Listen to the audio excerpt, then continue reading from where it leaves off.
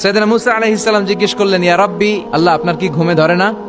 আল্লাহ বললেন, কোনো কথা বলা যাবে না, দুইটা গ্লাসের ভেতরে পানি নাও, পানি ভর্তি গ্লাস নিয়ে তুর পাহাড়ের উপরে দাঁড়াও। সাইয়েদনা মুসা আলাইহিস সালাম দাঁড়ালেন। আল্লাহরে আবার জিজ্ঞেস করলেন, আল্লাহ আমি জিজ্ঞেস করলাম কি আর আপনি করতে বললেন কি? আল্লাহ বললেন, কথা বলো না, যা বলেছি তাই করো।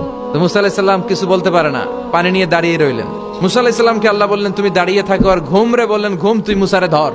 ঘুম যে এবার সাইয়েদনা মুসা আলাইহিস সালামকে ধরেছে। উনি ঘুমের ধাক্কায় আর থাকতে পারে না, একবার ডানে যায় আরেকবার বায়ে যায়। ঘুমের ধাক্কায় হঠাৎ করে কাত হয়ে পড়ে যায় আর গ্লাসগুলো মাটিতে পড়ে খান খান হয়ে ভেঙে যায়। আল্লাহ ডেকে বললেন, মুসা বেশি কিছু হেফাজতের তো দায়িত্ব দেই নাই, শুধু দুইটা গ্লাস হেফাজতের দায়িত্ব দিয়েছি। ঘুমের কারণে এগুলোর হেফাজত করতে পারো নাই, ভেঙে খান খান হয়ে গিয়েছে।